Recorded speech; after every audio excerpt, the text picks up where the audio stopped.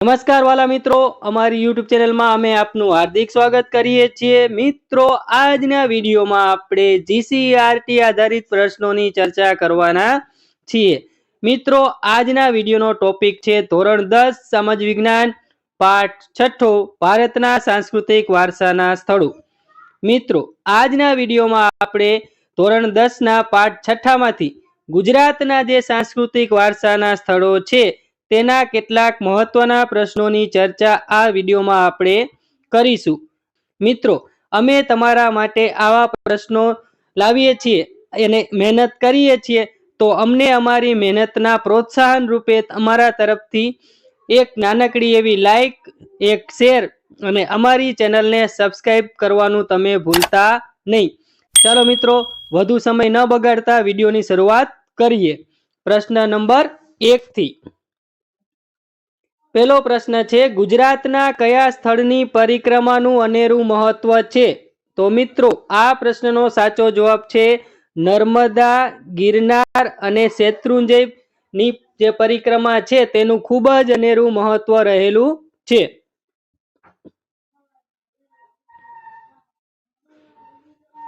મિત્રો, બીજો પ્રશ્ન જોઈએ। યુનેસ્કોએ ચાંપાનેરને કઈ સાલમાં વૈશ્વિક વારસાના સ્થળોમાં સામેલ કર્યું છે? તો મિત્રો, આ પ્રશ્નનો સાચો જવાબ છે ઈસવીસન 2004 માં। ઈસવીસન 2004 માં યુનેસ્કોએ ચાંપાનેરને વૈશ્વિક વારસાના સ્થળોમાં સામેલ કર્યું છે, એટલે કે યુનેસ્કો વર્લ્ડ હેરિટેજ સાઇટનો દરજ્જો આપવામાં આવ્યો છે। ત્રીજો પ્રશ્ન, કયું સ્થળ હડપ્પીય સભ્યતાનું બંદર હતું? તો મિત્રો, આ પ્રશ્નનો સાચો જવાબ છે લોથલ।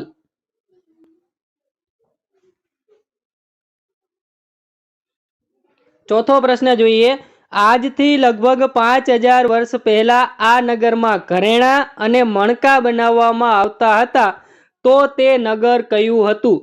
તો મિત્રો, તે પ્રશ્નનો સાચો જવાબ છે ધોળાવીરા। મિત્રો, ધોળાવીરામાં આજથી 5000 વર્ષ પહેલા ઘરેણાં અને મણકા બનાવવામાં આવતા હતા। મિત્રો, પાંચમો પ્રશ્ન જોઈએ। મહાશિવરાત્રિએ ગિરનારની તળેટીમાં કયો મોટો મેળો ભરાય છે? મિત્રો, આ પ્રશ્નનો સાચો જવાબ છે ભવનાથમાં। મિત્રો, ભવનાથમાં મહાશિવરાત્રિના દિવસે ખૂબ જ મોટો મેળો ભરાય છે ગિરનારની તળેટીમાં।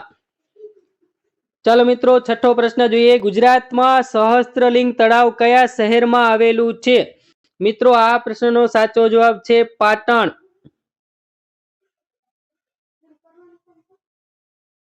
મિત્રો, સાતમો પ્રશ્ન, ઈસવીસન 2014 નીચેના પૈકી કયા સ્થાપત્યોનો યુનેસ્કોએ વૈશ્વિક વારસાના સ્થળોમાં સમાવેશ કર્યો છે? તો મિત્રો, આ પ્રશ્નનો સાચો જવાબ છે રાણીની વાવ। મિત્રો, રાણીની વાવ ઉદયમતીએ બનાવી હતી। ઉદયમતી ભીમદેવ પ્રથમના રાણી હતા।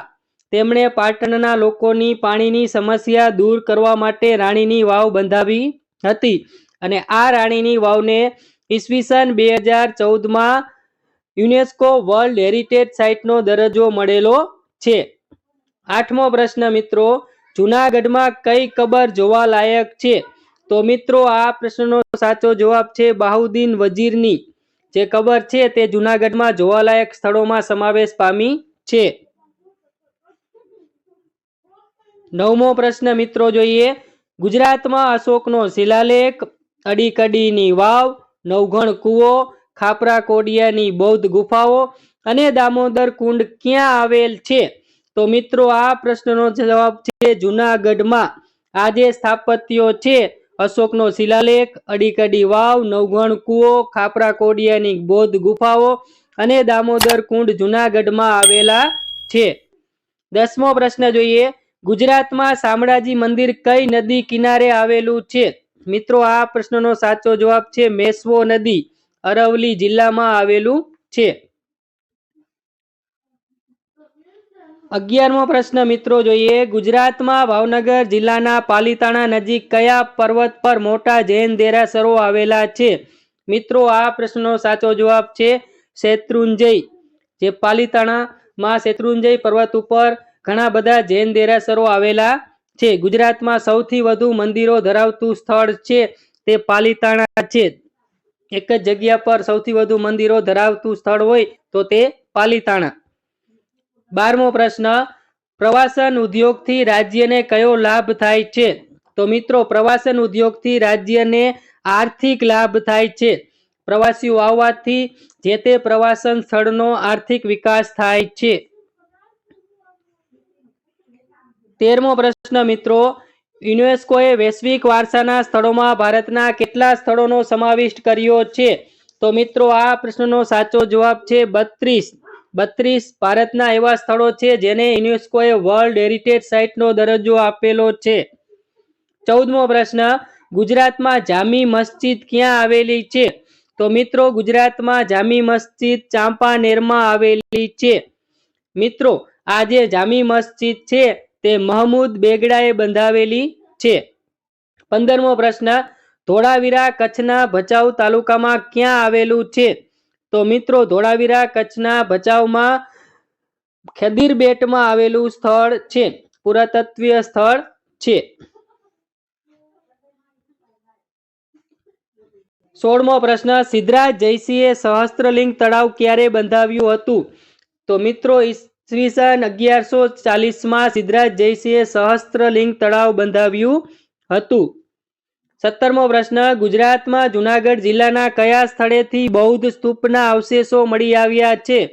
તો મિત્રો જુનાગઢમાં ઇટાવા અને બારદેવીમાં જે બૌદ્ધ સ્તૂપના અવશેષો મળી આવેલા છે. 18મો પ્રશ્ન મિત્રો ગુજરાતમાં શામળાજી નજીક દેવની મોરીમાંથી કયા અવશેષો મળી આવ્યા છે? તો મિત્રો આ પ્રશ્નનો સાચો જવાબ છે બૌદ્ધ સ્તૂપો. શામળાજી નજીક દેવમોરીમાંથી બૌદ્ધ સ્તૂપોના અવશેષો મળી આવ્યા છે. મિત્રો આગળના પ્રશ્નમાં આપણે જોયું જુનાગઢમાંથી ઇટાવા અને બારદેવીમાંથી પણ બૌદ્ધ સ્તૂપના અવશેષો મળી આવ્યા છે. 19મો પ્રશ્ન ગુજરાતમાં મહેસાણા જિલ્લાના ખેરાલુ તાલુકાના ટીંબા ગામ નજીક આવેલી ટેકરીઓ પર કયા તીર્થો આવેલા છે? મિત્રો આ પ્રશ્નનો સાચો જવાબ છે તારંગા અને તારા માતાનું મંદિર આવેલું છે. મિત્રો 20મો પ્રશ્ન ભારતના ચારધામ યાત્રા સ્થળો પૈકી ગુજરાતમાં કયું ચારધામ યાત્રા સ્થળ આવેલું છે? મિત્રો ગુજરાતમાં દ્વારકાનું જગત મંદિર છે તે ચારધામ યાત્રા સ્થળોમાંનું એક છે. 21મો પ્રશ્ન અમદાવાદનું કયું સ્થાપત્ય તેના ધ્રુજારીના વણઉકેલ્યા રહસ્યો માટે જાણીતું છે? મિત્રો આ પ્રશ્નનો સાચો જવાબ છે ઝૂલતા મિનારા. અમદાવાદનું ઝૂલતા મિનારા છે તે ધ્રુજારીના વણઉકેલ્યા રહસ્ય માટે જાણીતું છે. 22મો પ્રશ્ન ગુજરાતનું કયું સ્થાપત્ય તેની અત્યંત બારીક અને સુંદર વાનસ્પતિક ભૌમિતિક કોતરણીને કારણે પ્રખ્યાત છે? તો મિત્રો આ પ્રશ્નનો સાચો જવાબ છે સિદ્દી સૈયદની જાળી જે અમદાવાદ ખાતે આવેલી છે. 24મો પ્રશ્ન ચાંપાનેર કોણે વસાવ્યું હતું? મિત્રો વનરાજ ચાવડાએ પોતાના મિત્ર ચંપા વાણિયાની યાદમાં ચાંપાનેર શહેર વસાવ્યું હતું. 25મો પ્રશ્ન ઈસવીસન 1484માં કોણે ચાંપાનેર જીતી લીધું હતું? મિત્રો ઈસવીસન 1484માં સુલતાન મહમૂદ બેગડાએ ચાંપાનેર જીત્યું હતું. 26મો પ્રશ્ન સુલતાન મહમૂદ બેગડાએ ચાંપાનેર જીતી તેને કયું નામ આપ્યું? મિત્રો સુલતાન મહમૂદ બેગડાએ ચાંપાનેરને જીતી ઈસવીસન 1484માં તેને મુહમ્મદાબાદ એવું નામ આપ્યું હતું. 27મો પ્રશ્ન મોતી મસ્જિદ ક્યાં આવેલી છે? મિત્રો મોતી મસ્જિદ છે તે ચાંપાનેરમાં આવેલી છે. મિત્રો આ મસ્જિદ મહમૂદ બેગડાએ બંધાવેલી છે. 28મો પ્રશ્ન અડાલજની વાવ ક્યાં આવેલી છે? મિત્રો ગાંધીનગર પાસે અડાલજની વાવ આવેલી છે. 29મો પ્રશ્ન યુનેસ્કોએ ધોળાવીરાને કઈ સાલમાં વૈશ્વિક વારસાના સ્થળોમાં સામેલ કર્યું છે? મિત્રો યુનેસ્કોએ ઈસવીસન 2021માં ધોળાવીરાને વર્લ્ડ હેરિટેજ સાઇટનો દરજ્જો આપ્યો છે. મિત્રો 30મો પ્રશ્ન ઓડિશા તો કોણાર્કનું સૂર્ય મંદિર તો ગુજરાતમાં ખાલી જગ્યાનું મંદિર? તો મિત્રો આ પ્રશ્નનો સાચો જવાબ છે મોઢેરા.